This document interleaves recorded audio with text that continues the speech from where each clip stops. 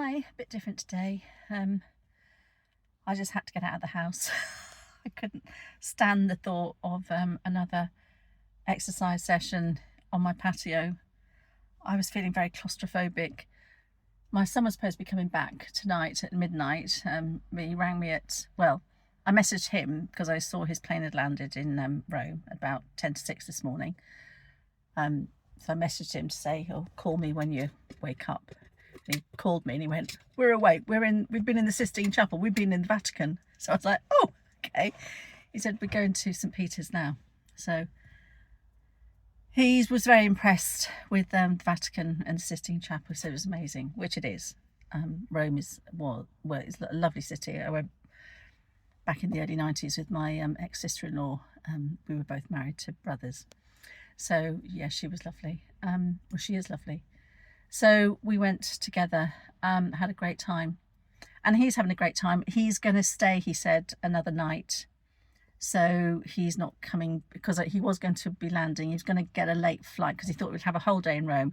He thought he'd get a late flight and sort of land in Heathrow at some ungodly hour. I don't know what time. And then get a coach down to Cardiff, and I would go into Cardiff and pick him up from Cardiff.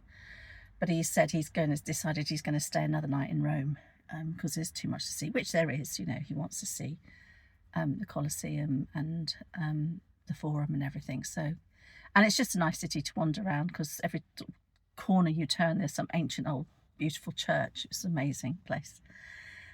Yeah, and the Trevi Fountain, of course. So yeah, so he's going to do that. So it seems to me that all I've done is bloody clean. Which makes it sound like I've got this huge house, which I haven't. I've got a tiny little house, but it's all those little knick-knacky areas that kind of get ignored. Like if you're like me, they get ignored. And I thought, oh my God, I've got to pull that out, and I've got to get down there and get behind this unit and do the skirting boards. And I don't know why. I mean, honestly, anyone think he's coming around and going to be looking behind these cabinets to inspect the skirting boards? Which of course he's not going to be doing that, but there you go. So I just had to get out, and I've driven to 2 other parks, but they were both really, really crowded. It's a lovely day here. Again, it's quite cloudy. In fact, it's threatened rain a couple of times, but it hasn't come to anything. But it's beautiful now, and it is quite warm. But anyway, so I went to 2 parks. It was really crowded, and I thought, no, I'm not doing it here. There's too many people. So I've literally come to a playing field, not very far from where I live. And I'm sitting here thinking, oh, I don't want to do this. So I've kind of come to a compromise because I was going to kind of just march around it for half an hour, but I just can't be bothered. So I think I'm going to march around here for 15 minutes, and then I'm going to go home and do either some arms, or I'll just do 15 minutes on the rebounder, depending on how I feel. But it's quite funny because while I've been sitting here talking myself into doing it, I could have probably done it and been home by now. I've just been watching people. There's been a young lad running around here with a dachshund on a lead. That's him. So but they're about the same age as one. They're about 15, 16. He's running around with his dash on his lead, and there's another one sitting on the bench over there smoking himself to death. He's just gone. The dachshund lad's gone as well now. So there's nobody here apart from one lady who's sitting on a bench. She's got a dog. So it's completely empty apart from that. But it really reminds me of when my son was little and we used to come here for football festivals. I mean, it's a nightmare in the winter because it was so boggy. It's like the soil where we are, it's very kind of clayey. So in the winter, it's horrible. So, training, because he used to train here sometimes, they had to change training venues in the end because you just couldn't train. It was always being called off because the ground was too wet. So, yes, but it's a nice playing field, and there's a little kind of kids playground up there as well with some apparatus in there. So yeah, so let's go and do 15 minutes of marching around this, see how I feel. And as I've said before, I'm going to have to just turn you on and to show you the view and everything. So yeah, so let's get cracking. I'll show you the view first.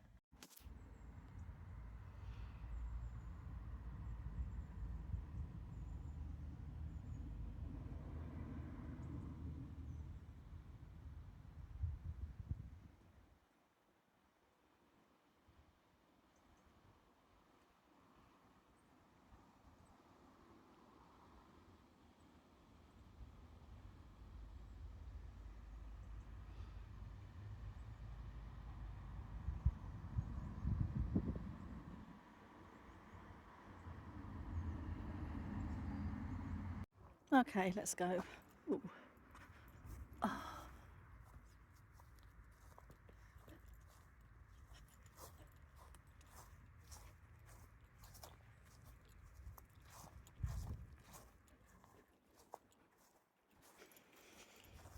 Oh.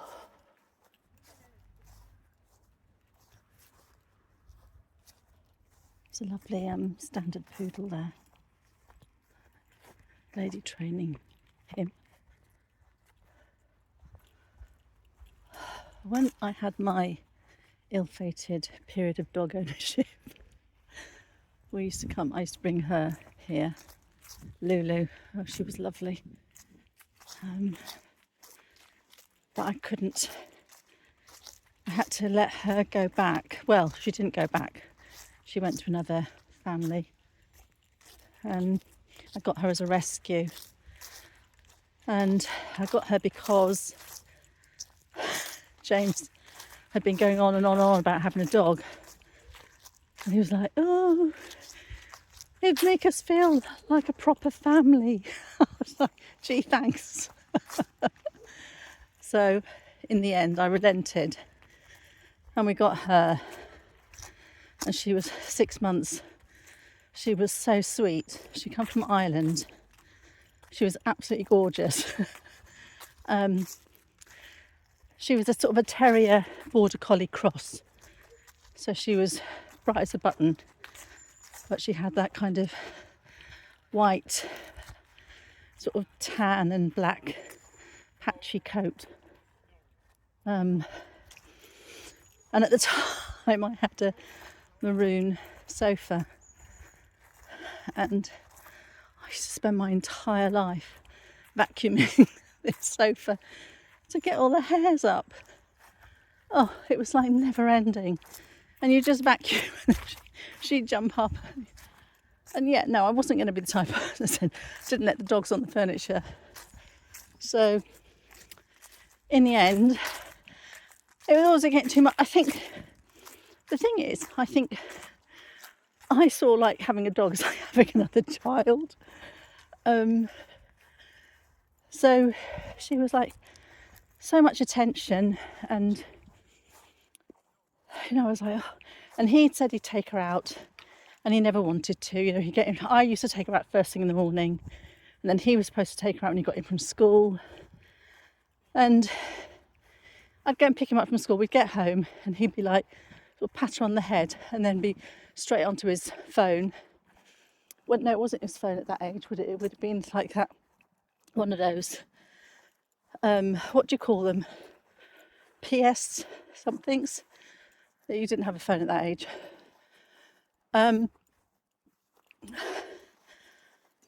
I'd be saying to him, look, she's been looking forward to seeing you all day. Would you pay some attention to her, please? And I say to her, right, come on, take her out while I'll do dinner. Oh, I'm so tired. So I didn't used to get him away with that. I used to make him come out with me. But I had to then go as well. So it was all just, I wasn't enjoying having a dog, because to me, as a single mother, it was just like, oh God, it's just extra bloody work. I was always bathing her because of her white coat. And that was a pain in the neck. So in the end, the woman from the rescue place, they come to do a kind of a check. And she came to my house and, how's it going? And the dog's bouncing around, happy as Larry, and I just burst into tears. And I was like, I can't cope with this, too much. So in the end, they said they'd take her back. But I said to them, I don't want to go into kennels. I said she can stay until you find another home for her to go to, because I did not want her going into kennels. So that's what happened. It didn't take long, actually. I'm not surprised. She was lovely, and the woman said to me, "She's in great condition." I was like, "Of course she is. I love her." What did you expect? Oh God. And it's funny because when I drive past this park quite often, and I always think of her.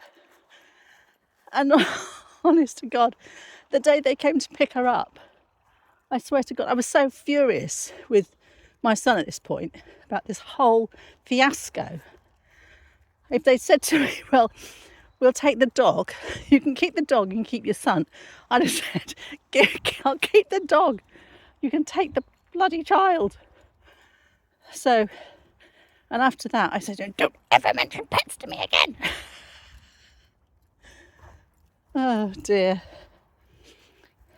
I love dogs, but they are a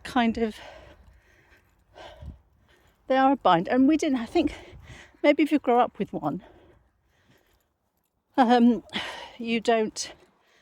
kind of sort of feel that they have to be there. They are part of the family. And I get they are part of the family.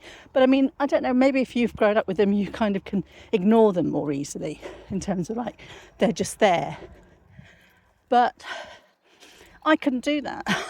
I was like, "Where's the dog? Is she okay? Does she need this? Does she need that?" Constantly fretting about the dog.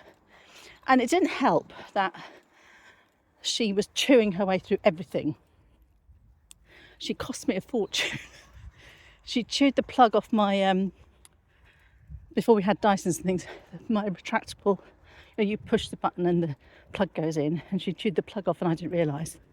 And I pushed the button and the lead went all the way inside the vacuum cleaner.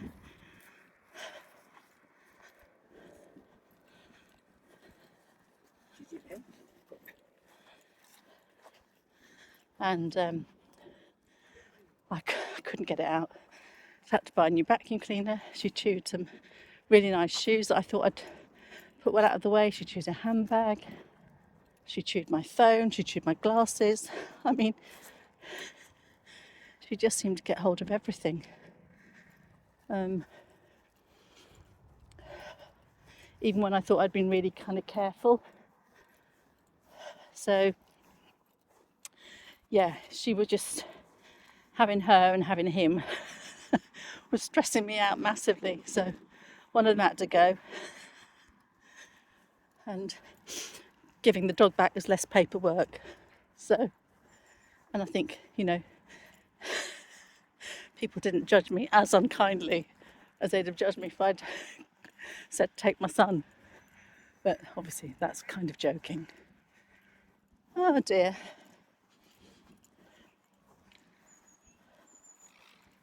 But I love dogs. Just watching everyone up here with their dogs, it's like, oh, that's nice.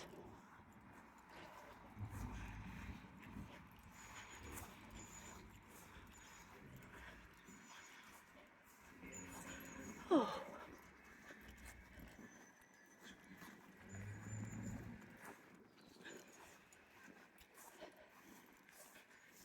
Oh dear.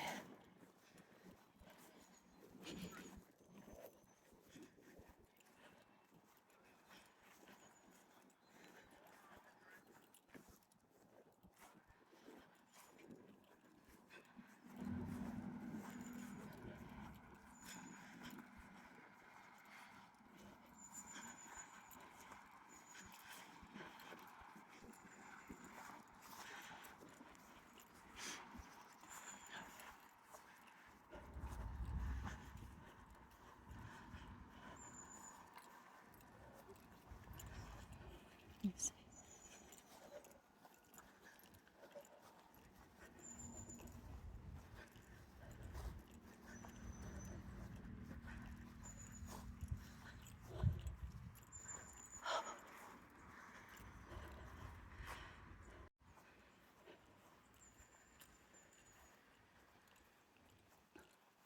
There's someone jogging here now, coming towards me.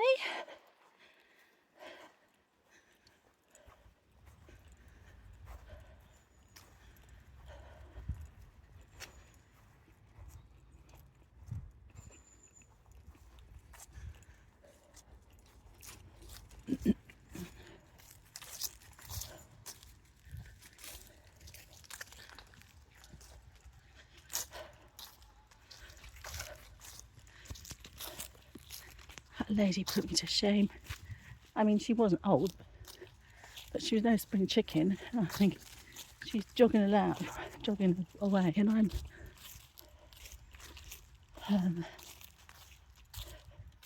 couldn't jog to save my life at this point in time.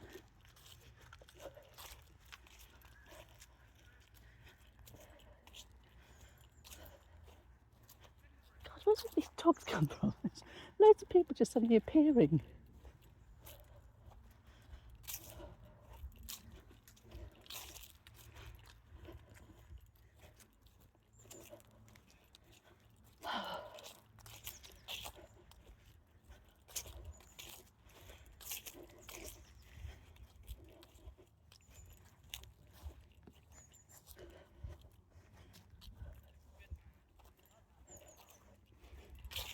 It's so peaceful.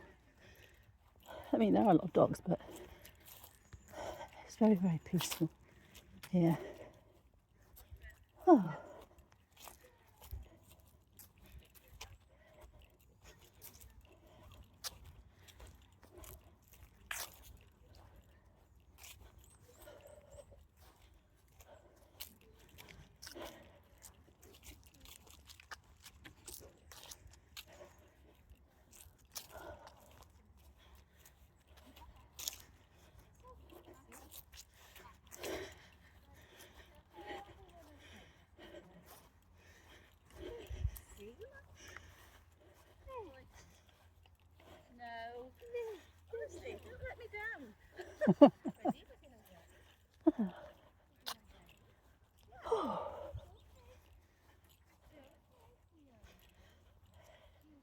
It's funny because I don't know why my next door neighbour's dog is terrified of me.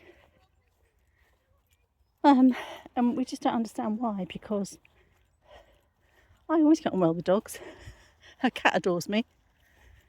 And I don't know if it's because he was a Romanian rescue, and when she first got him, because she's a teacher, he was going to be in the house on his own. So she said, would I go in a few times a day around, teaching schedule and just check on him.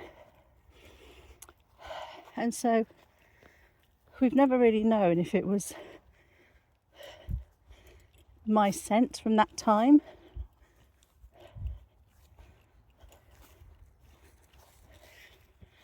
that kind of sparks a fear memory in him. Because, I mean, he is quite a skittish dog anyway, but he does seem to have settled down around most people. But with me, he just never has. And I swear to God, I've never done anything to that dog other than try and be kind and be friendly to it. And it was funny because I remember seeing one of those dog training programs, and this couple had a dog, and their dog was the same with, I don't know if it was one of the parents, so maybe it was his mother or her mother, and the dog just used to go mad and just couldn't stand the mother. So it was stopping the parents going round because it was just a nightmare. And the thing they did was they got the mother to give them something which was kind of heavy scent, like a night dress or something, quite heavily scented with her smell. And they then used to get the dog of an evening to sit with them with this nightgown on their laps. And as the dog was sitting there, they'd give it chicken treats. And so the dog came to associate the smell of this lady with chicken treats. And the dog was cured within days. It was amazing. What they did was they put a jumper under a cardboard box. They put something else under another cardboard box from different people. And then they put an item of her clothing under a cardboard box. And the dog sort of went up and sniffed the first one, no reaction. Went up and sniffed the second one, no reaction. Got to her item of clothing and went nuts. So the guy said, oh, it's her scent, smell. So this is why they adopted this way of sort of getting the dog to sort of accept her smell by making it associate her scent with, pleasant thoughts and pleasant treats. So that's what they did. And it was fine after that. The dog was fine. And I keep saying to Sam, we're going to have to do that with her dog.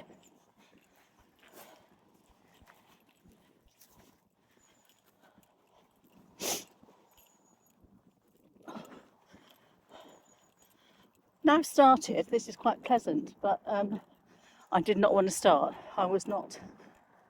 Oh God. I don't know why.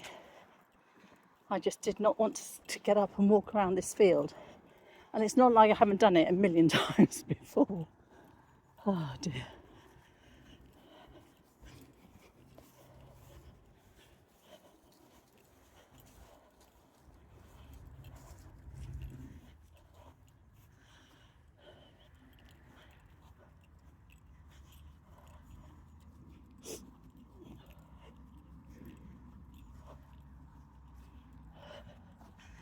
It's funny, is it? Because when you have these memories of things that you did when your kids were little, but I've got a really vivid memory of it was called the hospital fete.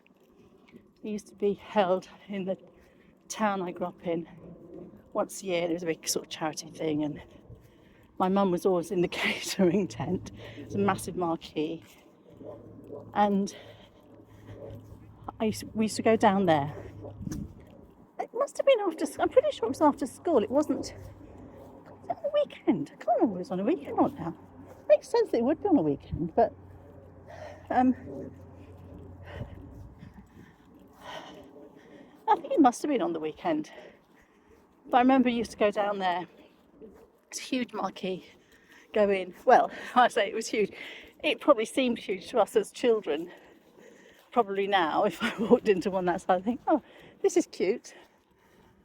But I can still remember the smell of that marquee.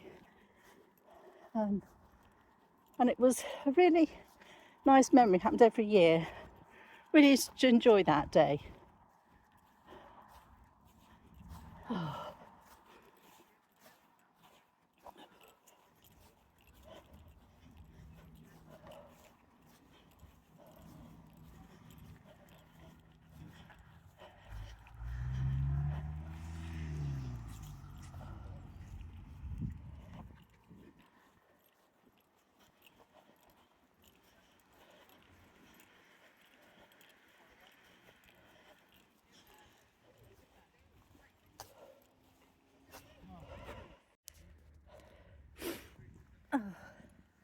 So I just stopped there and had a chat with a lady who has a border collie who came up to me.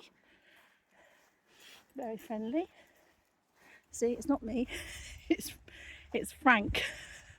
That's the dog that can't stand me. My neighbour's dog. But dogs like me. I'm a likeable person.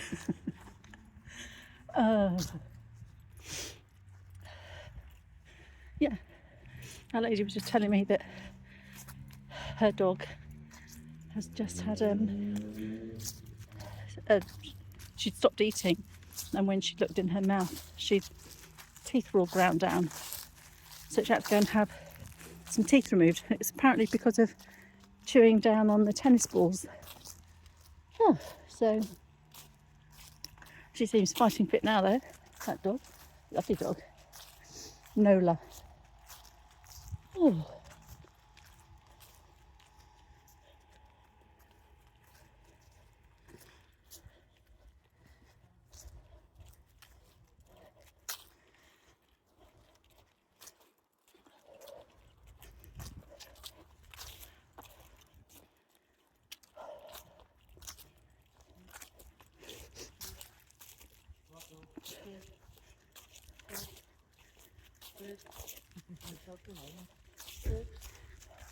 Okay, good boy.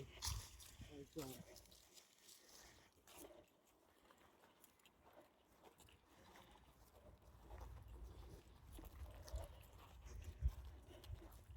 Listen, my rock will do.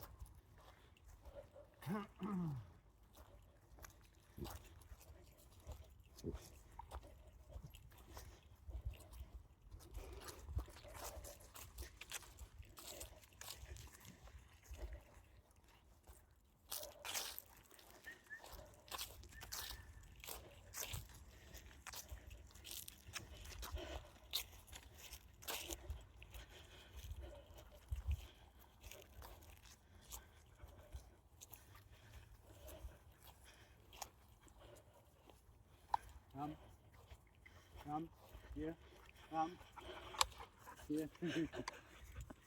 He's observant. Yeah. Very friendly. He's learning to be friendly. Obviously. He's just past 1 year. Oh. He's our teenager, isn't he? Yeah. He's in training. There's So, he's a Belgian male across the Springer. Oh gosh, she's got plenty of life left. Yeah, I know. Well,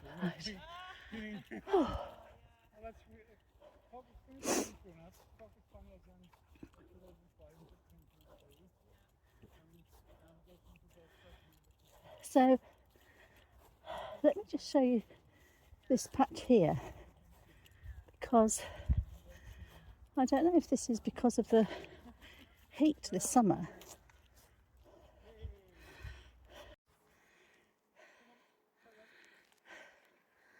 But you see all of that.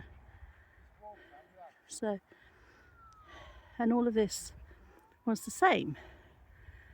And then a few years ago, Cardiff Council decided to put this over to basically wilding. So they said, right, we'll let it grow wild. They planted some trees, which you can see, but they planted other things. So I don't know if these are actually dead from lack of moisture, or whether they'll bounce back.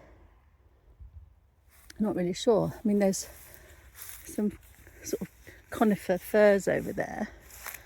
I don't know what these green ones are. You can see the sort of the firs there.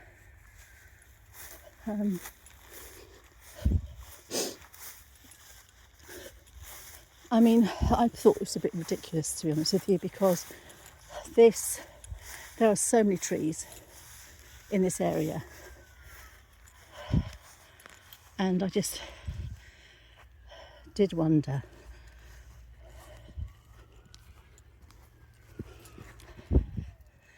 That was that lady putting me to shame again. I think that was the, well, third time that we've passed each other, but she must have gone round. She's gone round more times than me. Yeah, so we've got loads of trees in this area. I mean, oh, ouch. Sorry, that was my knee just going. So, you know, the park is surrounded by trees, and they put more trees, and there's like these trees in the middle, and they put more trees where the cars parked, and I think, well, they put these wooden stakes in the ground, sort of cemented these wooden stakes into the ground, because I think at one point we had some bloody idiot kids coming up and just driving onto the grass and doing, you know, spins and what they call donuts and things in the winter, because the ground was so wet. I was just cutting up all the grass, and then the kids would turn up to play football on Saturday, and the ground was unusable. So the council basically put all these wooden stakes in the ground at the car park, so you can't drive onto the grass anymore, and just off the road.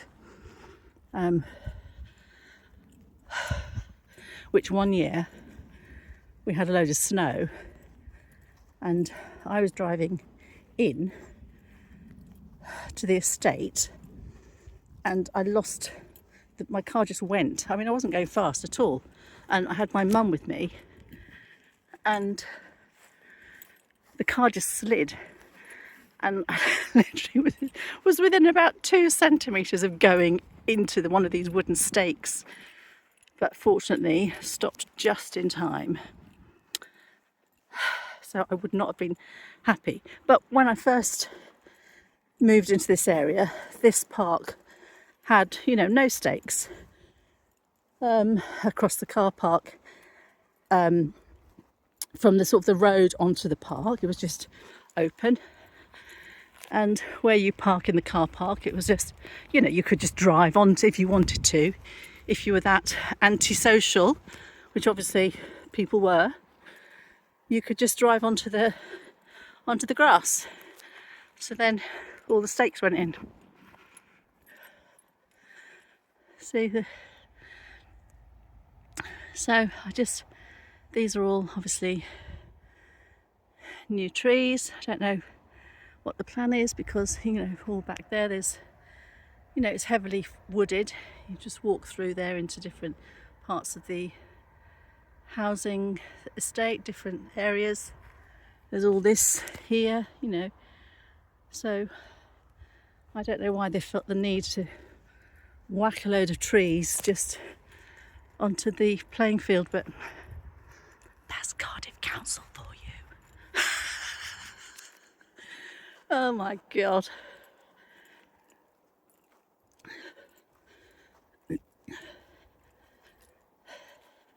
We're awash with bloody cycle lanes in Cardiff. This only gets used by delivery drivers, and mostly only gets used by, Uber Eats cyclists and these people on their electric scooters and things, because no one's cycling to work in Cardiff in the winter, especially not women. You get soaked. You're not going to be a lawyer and arrive at work drenched to meet clients, or something like that. Honest to God. And in the meantime, they've completely messed up all the traffic, because there's like single lanes where there used to be 2 lanes of traffic. Now there's only 1 lane of traffic. It's just, thank God. It's why people hardly ever go into town. Try and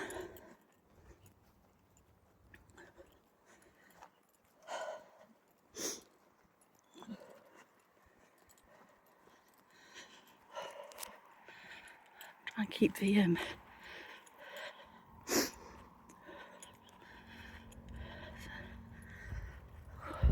oh gosh, sometimes I just put my leg down, and my knee, I just get this kind of shooting pain through my knee, and it feels like it's going to go out from under me.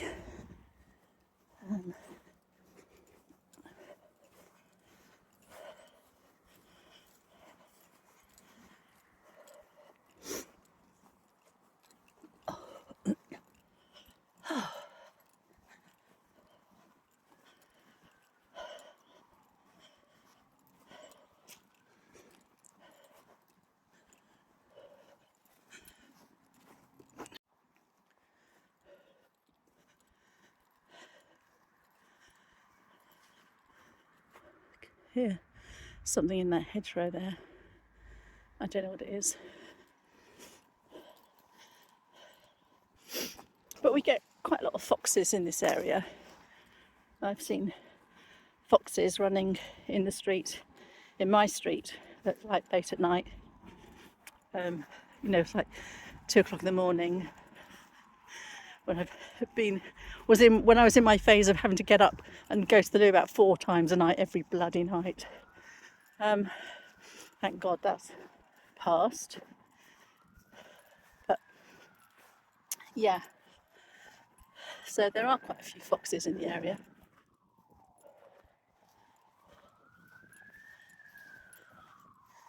Oh.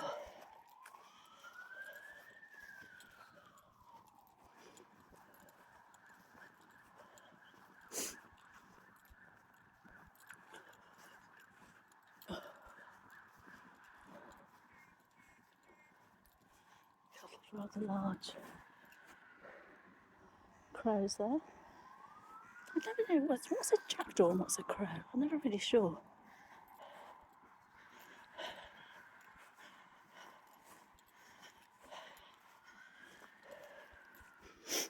I think the jackdaws are more kind of bluey black, aren't they? I think that's right. I'm not sure.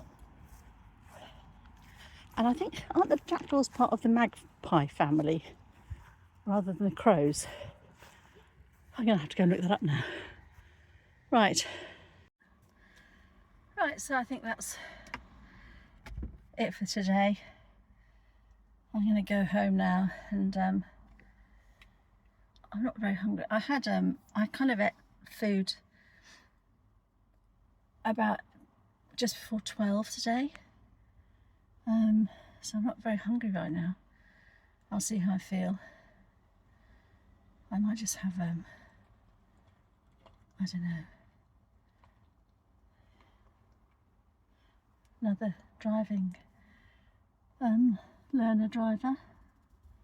This park will wash with them. But yeah, so that's my exercise done for today. I've got this, it's a cotton sweater, and it's sleeve, as you see, it's kind of got short sleeves, but now after walking around there, because it's not hot, it's kind of pleasantly warm, and even a bit cool sometimes if the sun goes behind the clouds. But I'm sweating now. I can feel I'm definitely sweating now. So it's done something. Oh God! Right, I will. I swear to God, this is day 22. So this is now countdown to 10, so 10 days. So 10 is done now. So I've got 9 more days. Can't wait for this to be over. I just can't wait for it to be over. It's become a real bind. You know, and you think to yourself, why did I ever say I'd do this? But having said that, I haven't lost a lot of weight, but I have fitted it. I am fitting into things better. So that's all good. I got these 2 new dresses for the wedding, and they both fit. They both could do with being a bit looser across the stomach. But I was thinking about I might just for the next like 2 weeks, because when's the wedding? Oh God, is it even 2 weeks now? Yeah, it must be, because it's on the 5th, which is a Saturday. So, God knows, is it? What day is it today? Oh, it's Saturday today, isn't it? I'm getting all confused, because that's right, it's Saturday today. Yeah. So it's 2 weeks today. So I've got 2 weeks. I was thinking I could do alternate day fasting. So, eat, be good, but maybe eat 1,200 calories one day, or 12 to 1,400 calories one day, and then eat about 500 calories on the next day, and do that, and just eat once a day. So whack in all your calories. Do OMAD 23-1, isn't it? So you fast for 23 hours and you eat for 1 hour, a 1 hour eating window. So I think I might do that, and see if I can drop a few more inches, because I will feel better. I've got to get some shoes, and I've got to get my hair cut. I want it all lopped off. I'm fed up with it, sick of it. And I also need to get it dyed. I need to put another box dye on it, because it's looking a mess. I just haven't bothered. I desperately need to dye it. So, okay, I'll catch you tomorrow. Bye.